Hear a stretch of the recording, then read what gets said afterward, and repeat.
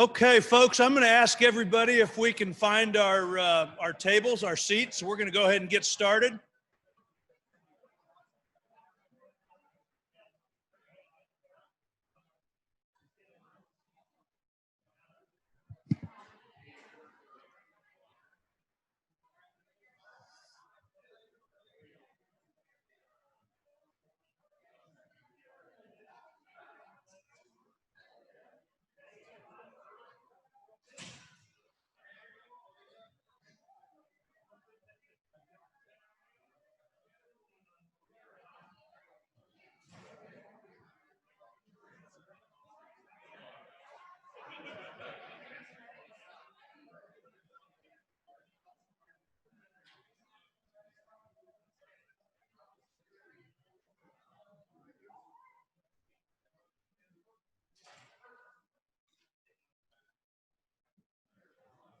Well, good morning to everyone.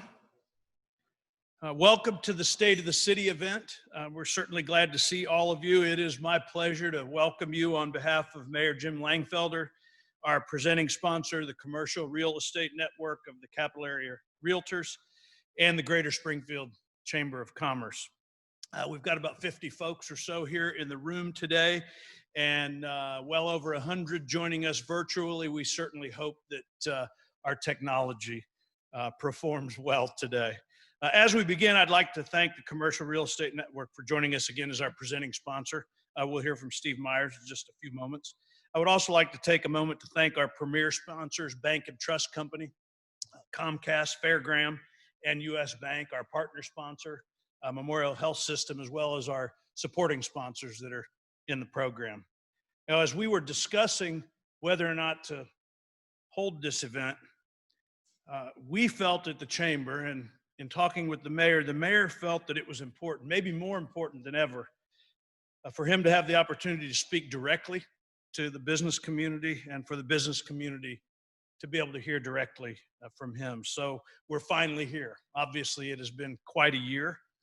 The State of the City luncheon was originally scheduled for May 13th. So here we are on September 23rd, a little over 4 months later. Obviously, we would all prefer to have our 400 or so attenders that we usually have at an event like this, especially at this one. And there was a point several weeks ago where, in keeping with Phase 4 guidelines of the Restore Illinois plan, we were considering and planning to do multiple rooms of 50 people and then live stream the program into each of those rooms. But the more we began to think about bringing that many people through the front doors of the hotel all at the same time, and then dispersing folks to the appropriate room here in the hotel, I would say it was a little bit concerning. And so we decided it was best to err on the side of caution by using this hybrid model with 50 or so folks in the room and many others joining us online. And while we're together, I want to say a word of thank you to those of you who contributed to the Chamber's Business Relief Fund back in mid-March and early April. In the early days of the stay-at-home order, the Chamber seeded the fund with $15,000, and many of you contributed your hard-earned dollars to that fund. Those contributions allowed us to provide grants to 38 Springfield and Sangamon County businesses, most of whom were not chamber members. We opened this up to any that we could assist with the funds that were contributed. But we wanted to provide these grants as a bridge to other funding like the Paycheck Protection Program, the Economic Disaster Injury Loan, as well as other grants and funding sources. But it wouldn't have been possible without many of you who contributed. So I wanted to take this opportunity to say thanks. Over the last 6 months, we have stayed in close contact and communication with the city, with the mayor, with the Illinois Department of Commerce and Economic Opportunity, the Public Health Department, many elected officials at nearly every level, including the state and federal levels.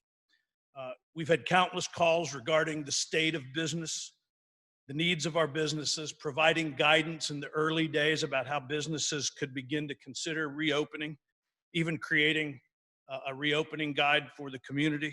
We advocated since almost day one for regional approaches to reopening our economy. reasonable approaches to assisting businesses with enforcement regarding signage, masks, and other things. And the list goes on and on. The communication will continue. In fact, next Tuesday, we're hosting a call for our members with Senator Bill Brady, and I hope you'll consider joining that to have an opportunity to share thoughts and concerns with him.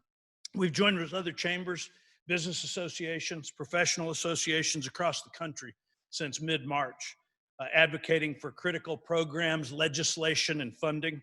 And we continue to do so. And we believe that our elected officials in DC should provide additional COVID-19 relief sooner rather than later. We will see additional furloughs, a new wave of layoffs, and business closures, even with the recent announcement of business interruption grants that are now available from the state. We've worked with a number of our members, providing needed and targeted resources and assistance, and we will continue to do so. And if there are ways that we might be able to assist or serve you in the days and weeks ahead, we hope that you would let us know. Now I would like to turn the program over to Steve Myers, Chairman of the Commercial Real Estate Network. Steve?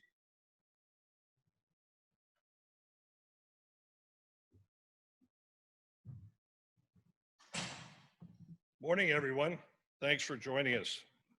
It's a pleasure to be here today representing the Commercial Real Estate Network, or CREN, as we're known. I'm Steve Myers, this year's chairman of CREN. You may remember last year I took the podium. Our chairman last year, Julie McCormick, had laryngitis. This year I've got my own issues. So Blake Pryor is our vice chair. I'm going to warn him not to do anything bad before next year's event. We are very pleased and honored to be the sponsor for this year's event. It's our 14th consecutive year and a real pleasure for all of our members. If you're not familiar with CREN, it's a group of real estate brokers who cater to the needs of commercial real estate sales and leasing throughout our marketplace. The mission of CREN is to promote the cooperative transaction that includes professional conduct, education, information, networking, and the open exchange of timely and accurate information. We're joined today by Kathy Nicholson, our association executive for Capillary Realtors, as well as Kathy Wagner, who is the brains and the brawn behind our internet presence here. And all of you in business know how critical it is to be involved when you're looking for a new space or you're trying to sell a space. This group of people known as CREN are very passionate about the success of Springfield business. And they know everything, and I mean everything there is to know about the history of business in Springfield. CREN has evolved a lot over the years. I think we started about 20 years ago as an organization. Art Seppi, who many of you remember, was our president at the time. Was with Charles Robbins Realtor, and he said, we need to have a group that can focus on commercial real estate. And it was his vision that's brought us forward now 2 decades. CREN would not be possible without that original group, and we thank them for their vision and our new members, which are joining all the time. I think we have about 50 members right now. CREN members are experts in their field. They have navigated the transaction when your business needs to purchase or lease or sell a piece of real estate many times over, and are familiar with the types of challenges and pitfalls that can happen in a real estate transaction.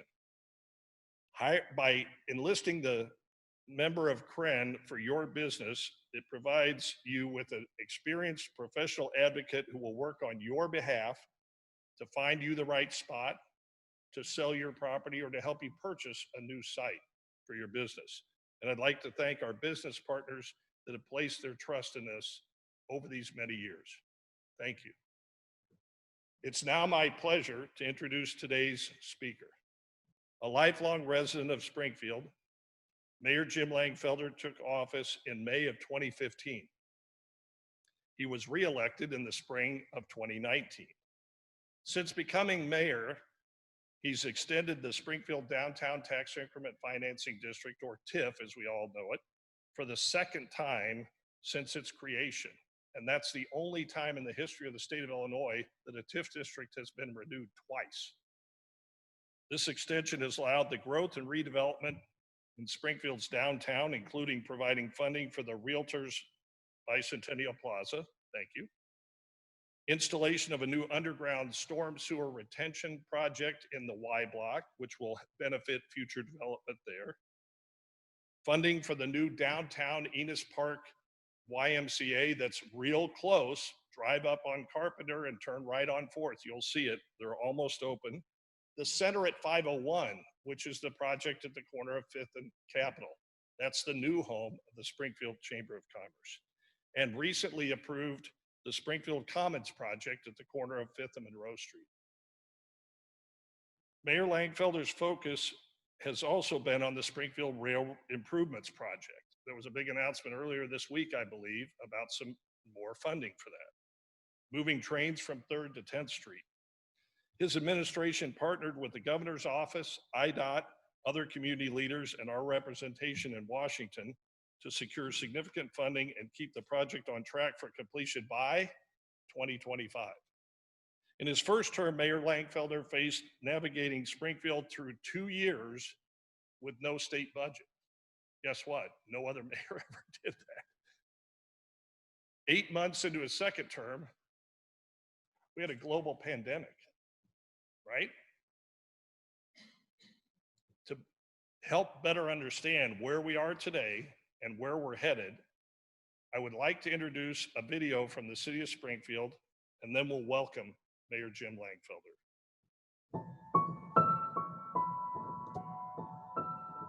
When you think of 2020, there's a lot of excitement going into the new year and really optimism.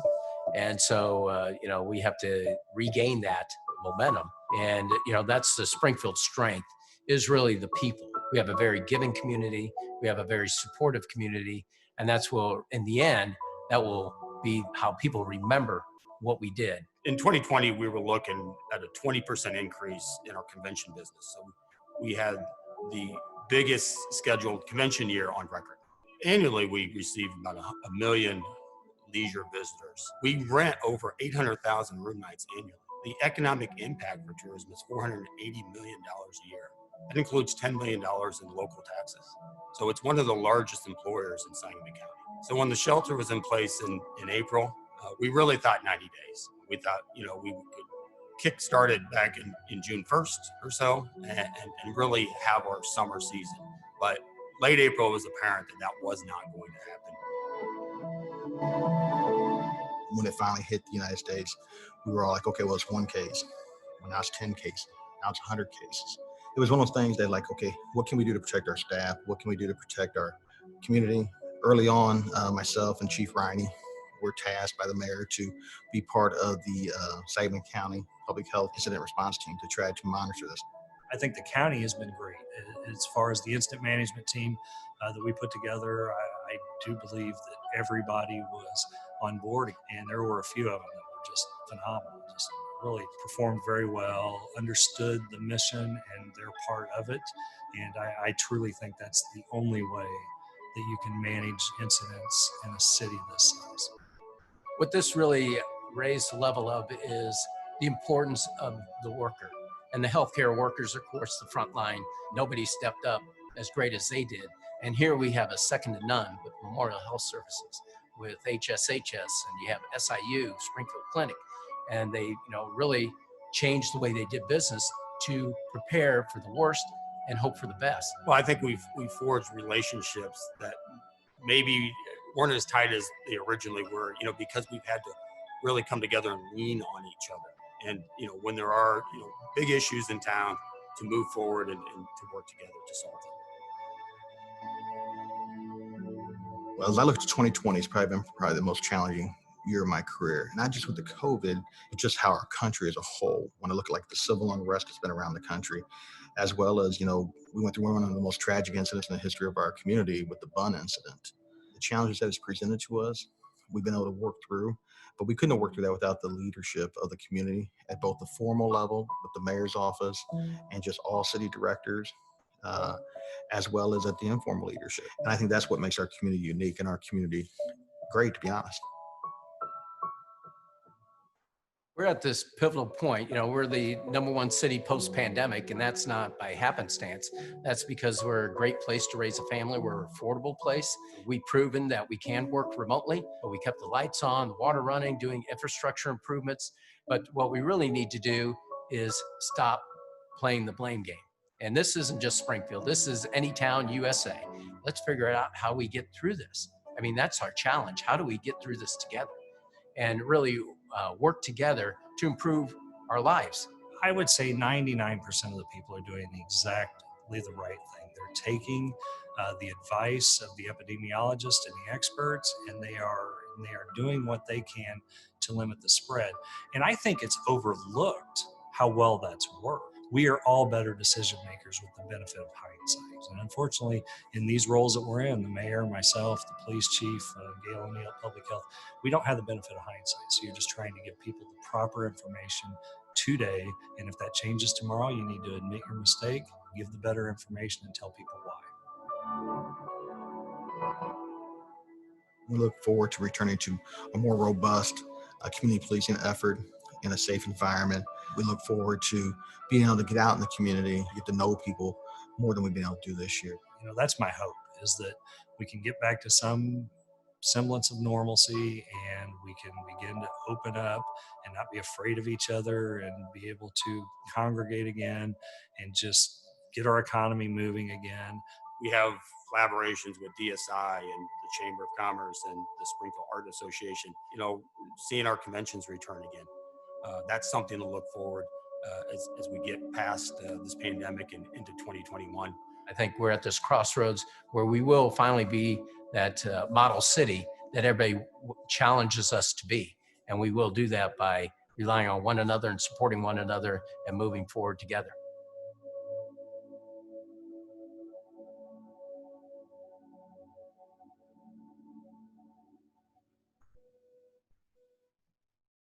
My father, Lewis, had a saying. It was very simple. And it's more meaningful today than ever before. And that is, buy something or sell something. It helps our economy. Every business that's a member of the chamber provides critical products and services in our community. By buying here, our sales tax stays here, and it helps all of us here. So be safe, be strong, and move forward. Ladies and gentlemen, Mayor Jim Langfelder.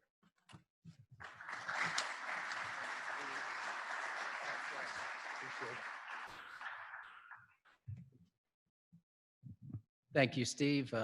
We really appreciate what your family has done to grow our community. And it really goes to show, you know, what we've been through, each and every person in our community, any community. We're at this pandemic time where it's changed everybody's lives. It's important that we do understand each other and really move forward together and support one another and work through our differences as best as possible. And that way we stay stronger on the other side, which we will do, because as the video showed, as Steve had mentioned, we do have a great community.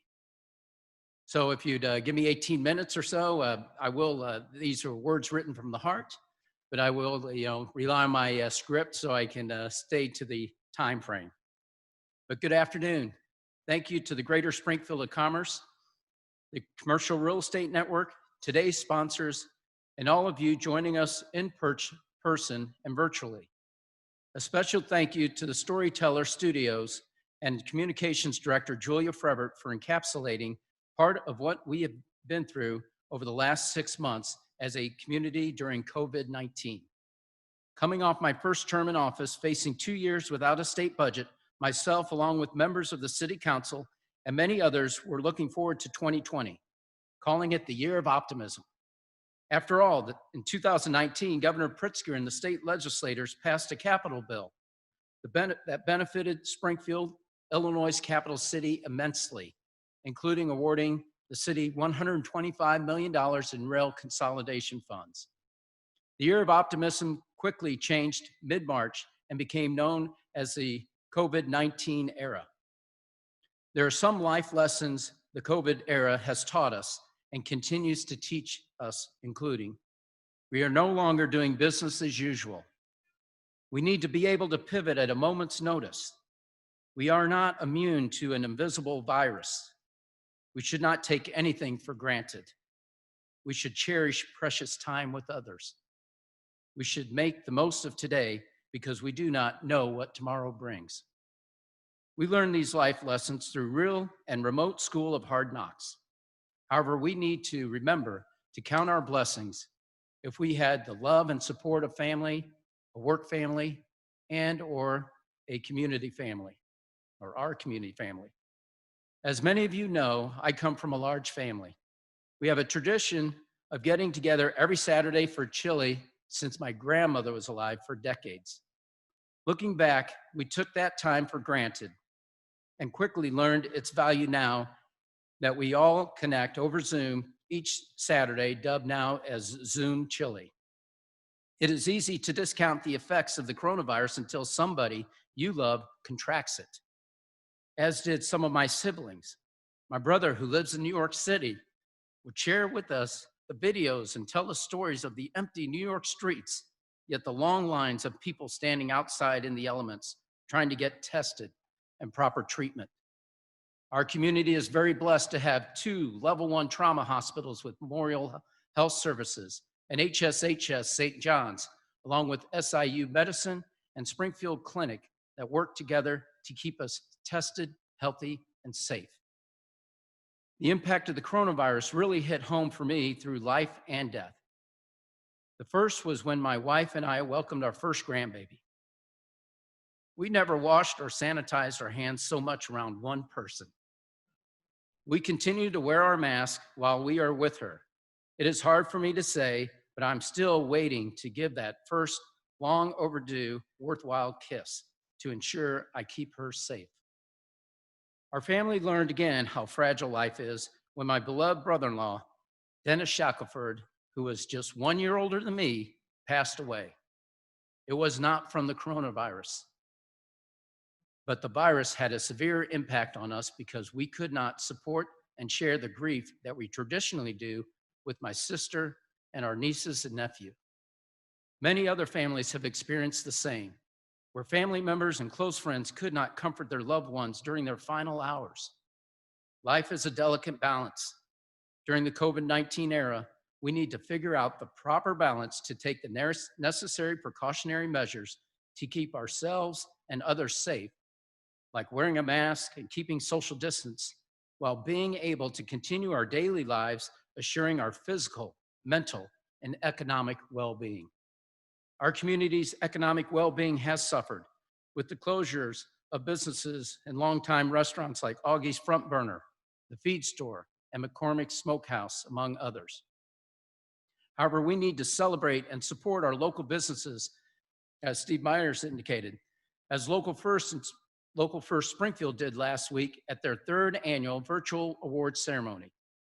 We are also proud of the entities who have chosen to continue and invest in our community, like Portillo's and Harvest Market, that will bring hundreds of jobs. The retail and hospitality landscape forever changed in a flash before our eyes. However, collectively, we have slowly navigated the tumultuous virus waters of uncertainty to provide a more stable and certain certainty. Nothing was impactful as much as the Paycheck Protection Program, whereby through the federal government, banks made forgivable loans to over 2,000 Springfield area businesses for over $70 million. And we cannot thank our community bankers enough for making that happen. The city worked expeditiously, believe it or not, and eased processes for restaurants so they could expand their outdoor seating capacities. And working with DSI and Leadership Springfield, the dining parklets will become a permanent fixture to help accentuate downtown and ease pedestrian pathways. Partnering with the chamber developers and Illinois Realtors, we finalized a developers agreement that long-awaited road improvements have been made to Cokie Mill Road and Cockrell Lane. We are in the process of improving Lenhart and Bunker Hill Road, which includes a multi-use trail. Also underway is Hilltop Road's multi-use trail. Other major roads projects that will begin or will be completed this year include Archer Elevator Road, Chatham Road, Walnut Street, and the bridge on Drawbridge Road. The Springfield Rail Improvements Project continues forward. Last winter, we opened the Ash Street Underpass. The Laurel Street Underpass will open early next year, and work continues on the 5th and 6th Street underpasses. Last week, it was announced Springfield was awarded a $10 million CRISI grant for the Cook and South Grand underpasses, and we are well on our way to complete the rail project by 2025.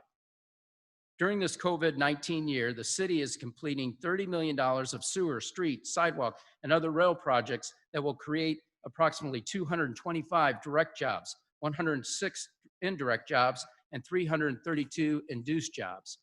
In addition, this year, Public Works will complete a $3 million sewer rehabilitation and reline project in an area bound by Cook Street to South Grand and 11th to 19th Street. So far this year, 241 commercial permits have been issued with 48.8 million cumulative valuation. 572 residential permits have been issued with a cumulative value of $28.1 million, which includes 88 new residential units. This is the same number of residential units as the city had in 2019, which shows Springfield's resiliency. However, what will happen when the moratorium of evictions is lifted and the rental assistance is gone? There's a real likelihood that our homeless population will increase, whereby families could find themselves staying with friends or family members, or worse, find themselves staying alone on the street. We're extremely blessed to have agencies like the Salvation Army and Helping Hands who helped our street homeless weather through last year and during the state of Illinois stay-at-home order. We are also appreciative of other Heartland Community Care agencies who are preparing to do so this winter. However, we are in an unpredictable era where a shelter in place may be needed at a moment's notice, and that people need their own area. As unsightly as it is, what has been called Tent City has shown us, much like a gusting winter wind in our face, is that street homeless want their own space with a simple roof over their head. It is why I support customized services and a Housing First program that will successfully move people up the housing ladder of sustainability. This will work in conjunction with the Heartland Continuum of Care and the services they provide while attending to the needs of our street homeless for a more permanent solution. Outside of wearing a mask, keeping our social distance, washing our hands frequently, our second to none healthcare community, the fastest way to recover from the COVID era is through economic development. That is why we need to stop tearing down our older neighborhoods and start rebuilding them back up expeditiously. Public Works is categorizing structures that are on a potential demolition list. This way, we can try and salvage housing structures before they reach the point of no return and need to be demolished.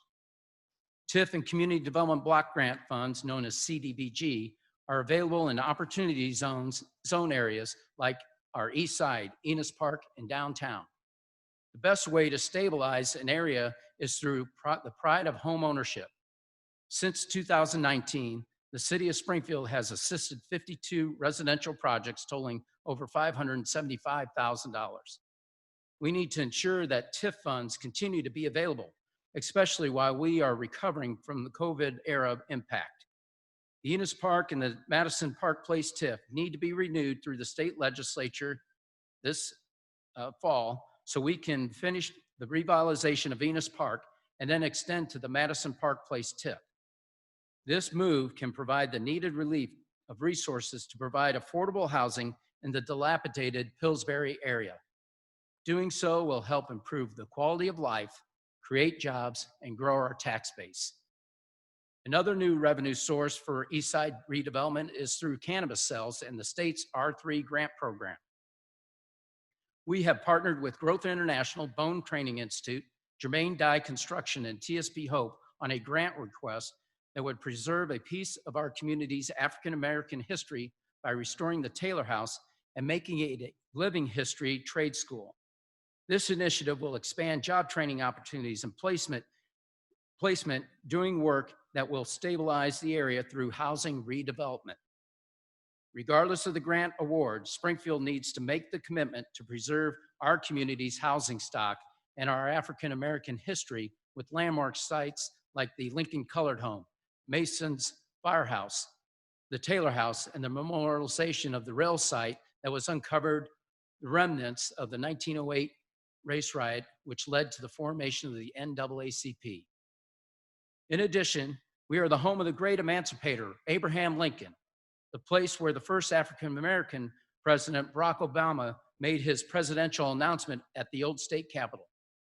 In a time of our country's civil discord, we have illustrated that we can be the model city for race relations through peaceful demonstrations and acknowledging there is still work to be done. We need to continue with the peaceful, actionable dialogue and not rest or become content until everyone has a true understanding of the importance of eliminating disparate treatment. After the 2014 Ferguson, Missouri unrest, the late, great Archie Lawrence, who helped change our form of government through the voting rights lawsuit, helped me truly understand the fear that a law-abiding Black person has when they are pulled over by police. A white person or a white parent does not have to teach their son or daughter to keep their hands on the wheel, not to make any sudden movements, and the safety list goes on and on, as we did after Ferguson and recently the Minneapolis unrest. The City of Springfield, our police department, and our minority community leaders and activists continue to have open and actionable dialogue.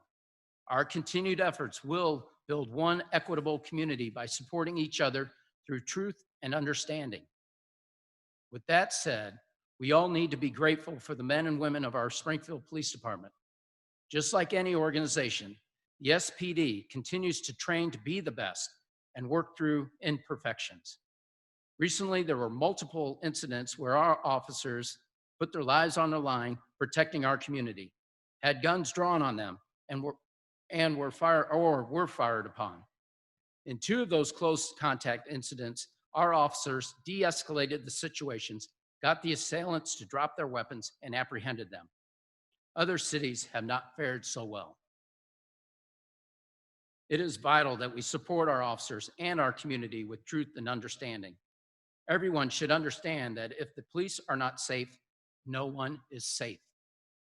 Regardless of this crisis situation, it is vitally important that we come together as one community to assess any situation civilly, with truth and understanding, and take appropriate correctable action.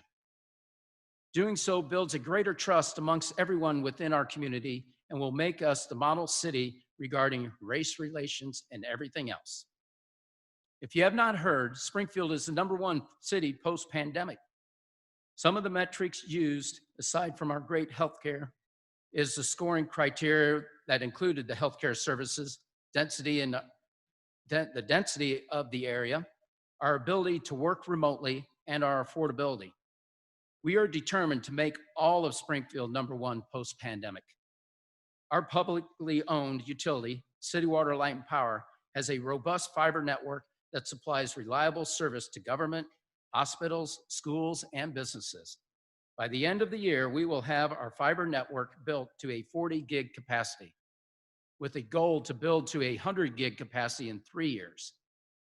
Doing so will create business opportunities and the ability for immediate tech hubs in our downtown, especially for an expanded presence for universities, our medical district, and our east side.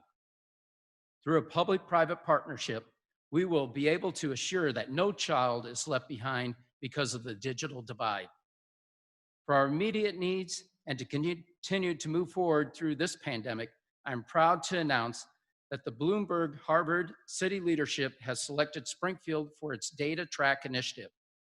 Through this opportunity, Springfield will be granted a team of experts from Bloomberg Harvard who will work with our city team to help strengthen our ability to use data and evidence to analyze and diagnose problems, sharpen our performance management process, and communicate clearly with data at the forefront.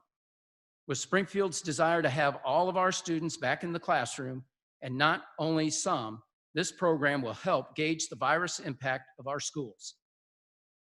With City Water, Light and Power Electric Fund finally stabilized, we will be able to reassess our business rates next year. We will also be able to move forward with smart street lighting so all neighborhoods are properly lit for safety. With the retirement of Dolman 31 and 32 this year and the eventual retirement of 33, we're in the middle of an RFP process for power to prudently supplement our future power demands adequately. In addition, we are in the process of refinancing our water bonds. This will put us in a better position to upgrade all our water meters to smart meters to more accurately gauge water usage and detect any system issues faster. Within a month, we will get the Army Corps of Engineers and the University of Illinois' report on the recreational need that a secondary source of water could fulfill.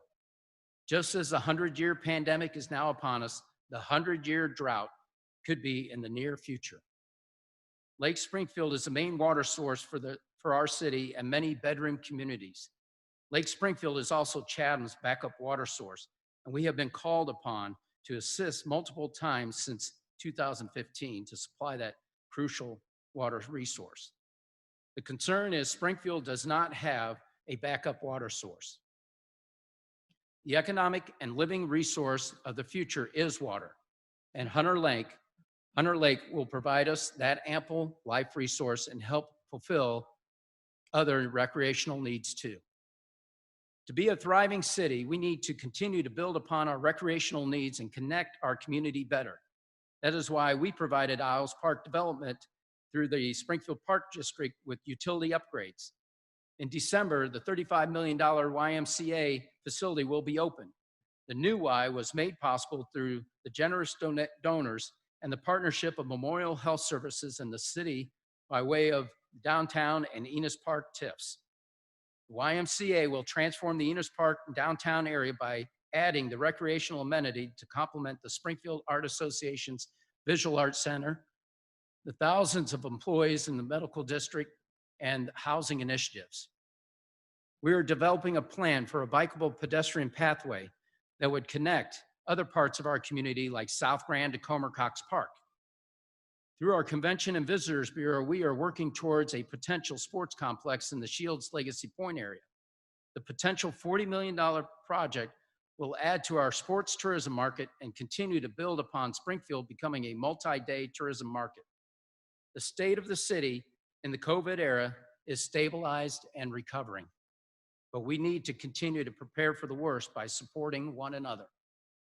Our corporate fund balance started the pandemic with a healthy $28 million, which is 22% of the corporate fund budget. This is well above the recommended top policy fund level of 16%. As we move into next year's budget, we need to assure the city's financial stability, not only for next year, but years to follow. Like other organizations and businesses, we are looking to ways to operate more efficiently and proficiently to serve the public post-pandemic. However, we cannot do it alone. Here are 4 ways you and others can do to make sure we recover well. Springfield's winter climate is not conducive for outdoor dining. That is why we need everyone to take the Restaurant Plus One challenge. Whatever your weekly restaurant habits are, I'm asking that every person make one additional purchase each week. This will help give our restaurants owners and workers a fighting chance to make it through the winter. Number 2, now more than ever is the time to support local business as much as possible. Not only COVID, but the Amazon effect has a great impact on our brick and mortar stores. Whenever possible, shop local so that we can help our neighbors be employed. Our small business economy moving and keep our small business economy moving and generate sales tax dollars for city services that everybody wants and deserves. We need every business to encourage their employees, their families and friends to fill out the 2020 census by September 30th. Each person who is counted equals $1,400 to the city every year. So for the next 10 years, that equates to $14,000. So 100 people registered today that had not been registered means $1.4 million. If my math's correct. Hope it is. If not, I'm sure someone's going to correct it. And that's each year. So over time, that does add up. Number 4, actually I have 5. Number 4, listen to one another, especially those with alternate viewpoints. Be respectful in disagreeable times and try to gain a true understanding of the other person's opinion to resolve issues and differences. And number 5, please be cognizant and respectful of everyone's well-being by wearing a mask in the presence of others and keeping our social distance. These 5 measures will help us get through the winter months ahead and help us be stronger and a stronger community post-pandemic. Always remember, make today better than yesterday and tomorrow better than today. Thank you very much for all you do, and God bless each and all of us.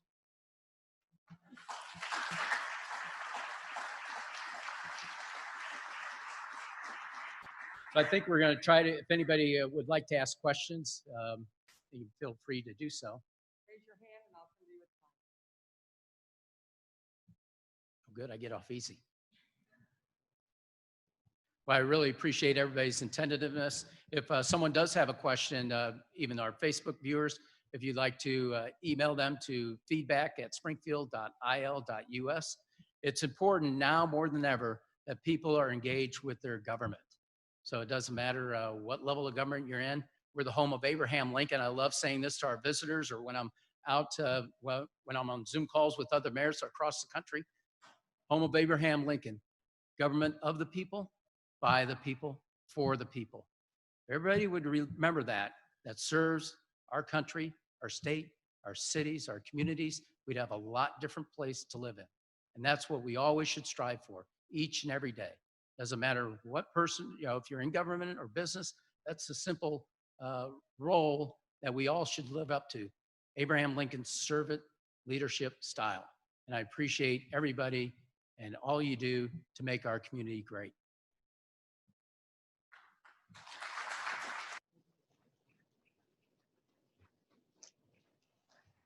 Thank you, Mayor, for your remarks. We appreciate it. As we wrap up, I want to mention 2 items really quickly. We will be holding our Small Business Awards event that's typically done in June on October 21st in a similar fashion as this one. Keep your eyes and ears open as well for our Economic Outlook event that we will be holding on November 18th, likely in an all virtual format. A special thank you before we go to our presenting sponsor, Corinne. Thank you so much for 14 years of being our lead sponsor for this event. Also, a thank you to our premier sponsors, Bank and Trust Company, Comcast, Fairgram, and U.S. Bank, our partner sponsor, Memorial Health System, and all of our supporting sponsors. We appreciate all of you joining us today, those of you in the room, as well as those of you who've joined us online. For those of you who are here, on your way out in the lobby just outside the door, you can pick up your lunch as you leave. Thanks again for joining us, and have a great afternoon. Thank you.